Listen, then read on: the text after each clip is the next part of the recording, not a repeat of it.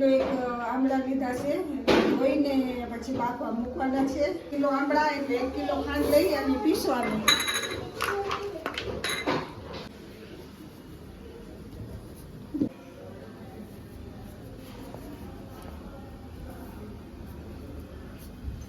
બે કિલો ખાંડ હતી, એમાંથી 1 કિલો પીસી છે. 1 કિલો આમળા એટલે 1 કિલો ખાંડ પીસવાનું.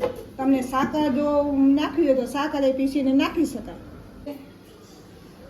જો આવી રીતે ચેક કરવાનો, બફાઈ ગયા હોય તો ચાકુ બેસી જાય તો સરસ મજાના બફાઈ ગયા છે.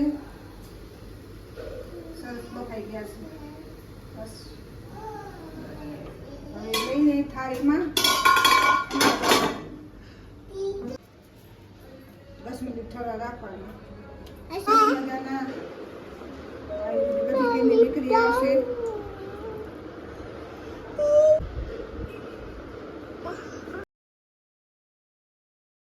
આવી રીતે એમ નાખી અને અંદર ખાંડને મિક્સ કરવાની.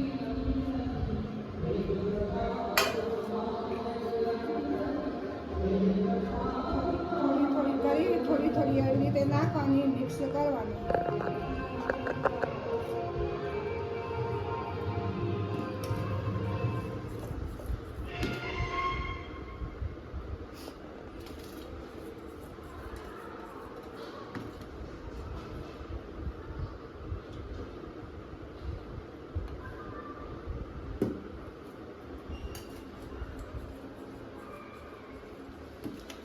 મિક્સ કરી નાખી છે. 10 મિનિટ પછી આપણે જોશું કે પીગળી પોતે પીગળી જશે. હવે આપણે 10 મિનિટ ઢાંકીને રાખી દઈએ, પછી હલાવીશું.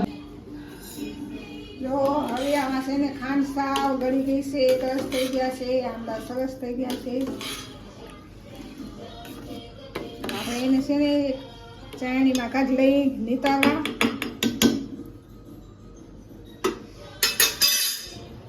કોરા કરવા માટે રાખી દઈએ આમાં. હવે આ પાણી વધ્યું છે એનો તમે શરબત તરીકે ઉપયોગ કરી શકો છો, એમ પીવાય.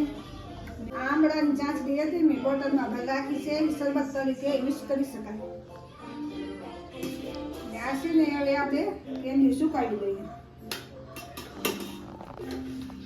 તરીકે સુકાવી દેવાની. તે ઠંડુ વાતાવરણ છે એટલે 2 દિવસ સુકાવો, નકર 1 દિવસ સુકાવો તો ચાલે. આમળાની કેન્ડી થઈ ગઈ છે સરસ મજાની. શિયાળાનો દિવસ છે એટલે 1 દિવસ વાર લાગશે સુકાતા. 1 દિવસ પછી સરસ થઈ જશે, પછી તમે કાંઈ પી શકો.